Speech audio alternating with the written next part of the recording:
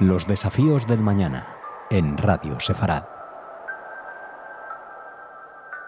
Hola oyentes de Radio Sefarad, les saludamos aquí en Tras los desafíos del mañana, en este segundo programa en el que recibimos al psicólogo y ensayista Raúl Kaufmann. ¿Qué tal? ¿Qué tal? ¿Cómo va, Alejandro? Bueno, un placer Muchas tenerle. Gracias por tu invitación. Bueno, gracias por aceptarla y por estar de nuevo con los oyentes de Radio Sefarad en este espacio en el que tratamos de caminar o navegar en esos desafíos que el futuro o el mañana nos deparará, pero que ya están entre nosotros. Muchos de ellos ya estamos navegando entre aguas con ciertos elementos que podemos encontrar en ellas, y en este caso Raúl nos propone hablar del ser humano como rehén de sus propias creencias. Raúl, ¿de qué manera enfoca este asunto para que lo entiendan así de un primer golpe los oyentes? Bueno, hablabas de aguas, yo diría aguas turbulentas, las que se van perfilando en el horizonte. Vamos a plantearlo así. Recordaba que la última vez que hablamos, yo había dicho justamente en relación a esto de los desafíos del mañana, que había dos hechos ya consumados, entiendo yo, que habían transcurrido en estos años, que para mí son importantes, que son la pérdida de la privacidad, que ya la conocemos y parece que está como aceptada, y la otra era la desaparición de la verdad, donde la inteligencia artificial, los medios, etcétera, dicen que la verdad puede ser cualquier cosa finalmente porque está manipulada. Entonces, si estamos hablando del mañana, ya hay dos hechos básicos: la pérdida de la privacidad y la desaparición de la verdad. Ahora, tengámoslo en cuenta porque con esto de que el ser humano como rehén de sus propias creencias, yo quiero hacer un mínimo recorrido para entender. Entonces, además de estos dos hechos que nombré, yo creo que hay otros que son muy importantes, pero yo los enumeraría o los nombraría de la siguiente manera. Un lento reemplazo del trabajo humano por tecnología, está por venir. El predominio de la inmediatez, que la escuchamos todo el tiempo en la dificultad para concentrarse en las personas. Algo que es, si quiere, también alarmante: disminución del cociente intelectual de la población. Y la última, que va muy ligada a la disminución del cociente intelectual, es que cada vez hay más reacciones emocionales en la gente y menos decisiones racionales.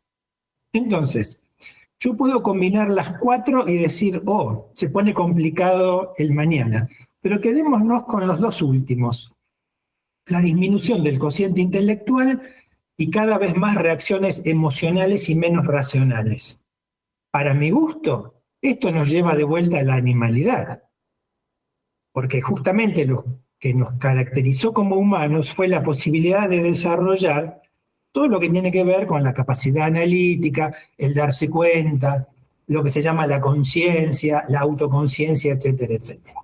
Si me permite, Raúl, hacer un apunte. Precisamente ayer, el 20 de julio, aquí en Madrid, se celebraba que España, ¿no? La selección española ha ganado por segunda vez el Campeonato del Mundo, y hace 16 años también estaba en las calles haciendo fotografías al equipo, a la selección española, la Roja, que entonces se denominaba, y las reacciones también, evidentemente, hablamos de fútbol, no hablamos de un deporte en el que por lo general el público, la afición es más calmada. Normalmente se ven cosas, pues eso, que apuntan a ese segundo o a ese cuarto punto, esas reacciones emocionales que superan a las racionales, evidentemente, en una situación como esta, pero ha habido casos de mucha más violencia, casos de situaciones que escapan a lo racional en un ambiente que hace 16 años podía ser similar, pero no hubo tantísimos ataques o agresiones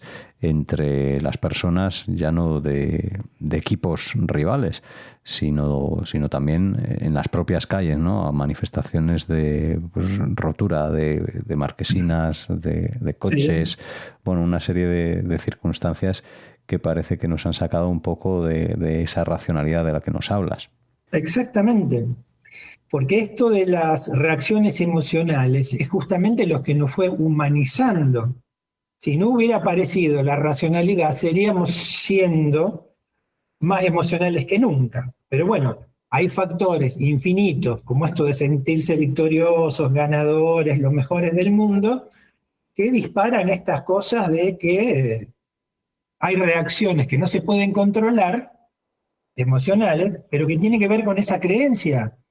Somos los mejores del mundo. ¿Quién me va a detener a partir de ahora si somos los mejores del mundo? Ahí tenemos un ejemplo clarito de cómo se articulan las creencias con las reacciones emocionales. Entonces, podemos llevarlo a la política, pero podemos dejarlo para otro momento si les interesa. Pero yo voy a esto. ¿Por qué hay que articular las emociones con las creencias? Primero, las emociones existen, tienen su propia lógica, sus propios tiempos, y nos guste o no, somos animales emocionales que razonamos. Esto está muy probado, aunque a mucha gente no le guste. Y luego, las emociones están ligadas a las creencias. Por eso es tan complejo y peligroso las reacciones emocionales ligadas a las creencias. A ver, para ver la peligrosidad o la importancia de las creencias y de esta articulación de las dos cosas, yo puedo nombrarle 7 necesidades emocionales, ¿sí? Que todos los seres humanos tienen. Uh-huh. Por ejemplo, ser importante para los otros, no ser olvidados, que dejen a cada uno desarrollar su propia vida en paz. Es una necesidad increíblemente clara. Que se brinde la posibilidad de desarrollar la propia vida en paz. Otra, que algo sea innegociable, lo que llamamos sagrado, que no todo sea posible. Otra necesidad emocional humana, la posibilidad de confiar en determinado número de personas, sean los gobernantes, el personal de salud o los docentes a los que le dejamos a nuestros hijos. Bien, y obviamente la necesidad de encontrarle un sentido a la vida. Entonces, estas son 7 necesidades emocionales que inevitablemente se formalizan como creencias. Porque las creencias son nuestras necesidades emocionales que ya están narradas, ya tienen un formato narrativo, con una causa, con un efecto, etcétera, etcétera. Entonces, estas creencias cumplen funciones. Uno, si yo las puedo formalizar, le puedo dar una forma narrativa, yo puedo estar creyendo que se van a poder cumplir, porque yo las puedo hasta fundamentar, aunque no se cumplan. Y la otra es que el hecho de que estas expectativas necesidades emocionales, estamos diciendo, no estén formalizadas, hace que el humano sea más humano, que sea menos puramente animal. ¿Por qué? Porque si no tenemos las expectativas formalizadas, que son las creencias, y no manejamos las reacciones emocionales, entonces sí, nuestra vida no será solo animal, será puramente biológica. ¿Entiende? Por todo esto es que nos convertimos en rehenes de nuestras propias creencias, porque las creencias están ligadas a las necesidades emocionales, que son básicas porque somos seres emocionales, además de seres sociales, y además razonamos. Esto es como sintéticamente lo que yo pensaba, pero si articulamos todo esto, pérdida de la privacidad, desaparición de la verdad, predominio de la inmediatez, dificultad para la concentración, disminución del cociente intelectual y más reacciones emocionales, yo creo que vamos camino a la pura animalidad nuevamente. Bueno, y con temas que se relacionan precisamente con lo que hablábamos en el primero de estos programas, tras los desafíos del mañana, el uso de las tecnologías y principalmente redes sociales como TikTok e Instagram que ayudan, ¿no?, a que las mentes, bueno, se concentren exclusivamente en una pantalla y que dejan de lado la pura realidad. No sé si quizá es muy ejemplificador, pero sí me gusta traer como situaciones personales, ¿no? El otro día viajaba en el tren y en los 50 minutos, 55 minutos del trayecto, mi compañera de asiento, que desconocía totalmente, no levantó apenas la vista de su móvil, pasando y pasando reels, ¿no? Bueno, diferentes historias en su teléfono. Exactamente. Es como estar de alguna manera concentrado en una pantalla pequeña o grande que no nos hace levantar la mirada. Y si no levantamos la mirada, no miramos lo que tenemos adelante, porque además, aunque lo miremos, si no desarrollamos nuestra capacidad crítica, no vamos a poder leer lo que tenemos adelante. Entonces, si bajamos la mirada en un montón, en cantidades de, yo lo podría llamar tonterías, para otros probablemente no, porque se ve que se apasionan por lo que ven ahí. Pero si una mirada está baja, concentrado solo en lo que le pasa a la vida de los otros, por decirlo de alguna manera, yo creo que esto del mañana es complejo, porque además se puede ver en diferentes lugares. Fíjese, no sé cómo es en España, pero por ejemplo acá en los consultorios médicos solía haber revistas para que la gente, mientras espera a su profesional, lea algo. No hay más revistas. Sí, claro, igual que aquí. Bueno, no quiero que suene esto tampoco a abuelos cebolleta, ¿no? Que se dice aquí en España. Pero evidentemente la sociedad evoluciona y los medios y las tecnologías para entretenerse también. No es algo extraño que la gente utilice un teléfono. Otra cosa es que lo utilice o de qué manera lo utilice. También hay personas que viajan en un tren y van aprovechando para hacer sus trabajos o consultar cosas interesantes. Pero evidentemente ante mí estaba el contenido que hombre, una mirada indiscreta rápida siempre puede denotar que evidentemente claro, el contenido no era el más interesante que podía echarse uno a la cara. No importa, está bien, se ve que muy indiscreta no era porque en realidad esta persona se prestaba a ser mirada porque no miraba a nadie. Bueno, también. De alguna manera. Pero además se ve hasta en los gimnasios, donde las personas terminan un ejercicio y no es que esperan el tiempo para el próximo ejercicio mirando el techo o relajándose. Miran el teléfono. Es una cosa increíble. Bueno, entonces el tema es, ¿generará esto dos tipos de humanos con el tiempo?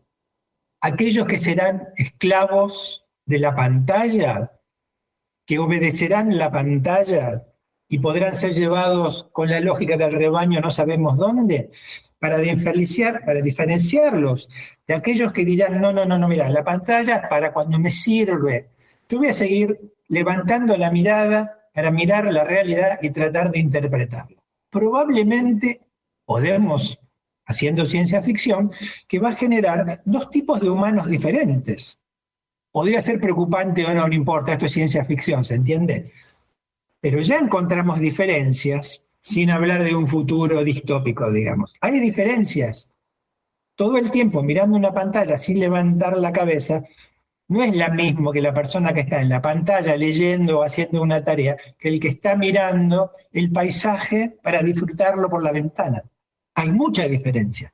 Y si las diferencias se profundizan, como se suele decir, no sé si no va a haber diferentes tipos de personas con diferente desarrollo intelectual con el tiempo. Suena como una preocupación, quiero decir, ¿no? Desde luego, sin duda. Y desde luego también que cuando había revistas en las salas de espera, había personas que tampoco miraban por la ventana ni leían revistas. O sea, eso es algo que no es nuevo, pero evidentemente esto está intensificando una de esas variedades, por decir, de este ser humano contemporáneo que nos ocupa. Raúl Kaufmann, muy interesantes estos temas. No sé si quiere puntualizar algo más antes de despedirnos. Sí, no, lo que es preocupante de esto es la articulación de esto con la política, ¿no?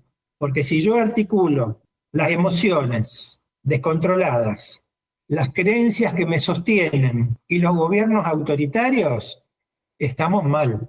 Obviamente, cuando hablamos de gobierno autoritario no estamos hablando necesariamente de dictaduras, porque nosotros sabemos, por experiencia, sobre todo en Latinoamérica, que hay dictaduras y dictablandas, ¿sí? O sea que no hace falta que haya alguien que alegremente se dedique a fusilar gente como en una dictadura para fijar determinados modos de leer la realidad. Puede ser una dictablanda, puede ser atacar los medios, puede ser bajar línea, digamos, de una manera muy agresiva, sin fusilar a nadie. Hay dictaduras y dictablandas. Bueno, todos si juntamos las emociones, las creencias y los gobiernos autoritarios, yo creo que estamos en problemas.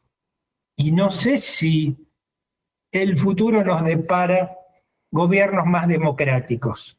Por momentos me parece que no. Porque entonces yo estaba recordando aquello de que nuestro futuro sería que haya un gobierno del pueblo y para el pueblo. Hoy suena una antigüedad, realmente suena una antigüedad, porque como vemos cómo se va desarrollando el planeta, quiénes son los gobiernos hegemónicos, imperiales o no, no importa, y que van organizando el mundo, su país y el mundo, muy democráticos no son. Por lo tanto, suena que el planeta no va hacia la democracia como nos hubiera gustado que sea. Pero esto es todo muy discutible porque se supone que es político, ideológico, etcétera, etcétera. Pero creo que lo tenemos que tener en cuenta en los análisis. Bueno, pues desde luego sí, análisis políticos que también influyen evidentemente todos esos asuntos y cuestiones en la vida de las personas y en cómo se determina, ¿no? Cómo se determinan no solo las leyes, sino las maneras de legislar en torno a temas como el uso de la tecnología, por ejemplo, en institutos o en colegios, o incluso en la configuración de las calles, ¿no? Como en algunos países asiáticos que incluso tienen carriles especiales para que la gente vaya consultando el teléfono móvil. Así que esperemos que no sea así. Es una maravilla, es una maravilla. Una maravilla, una maravilla irónica, desde luego. Muy bien, Raúl Kaufmann, pues muchas gracias por atender la llamada de Radio Sefarad y por formar parte de esta segunda edición de Tras los desafíos del mañana. Bueno, muchas gracias a usted.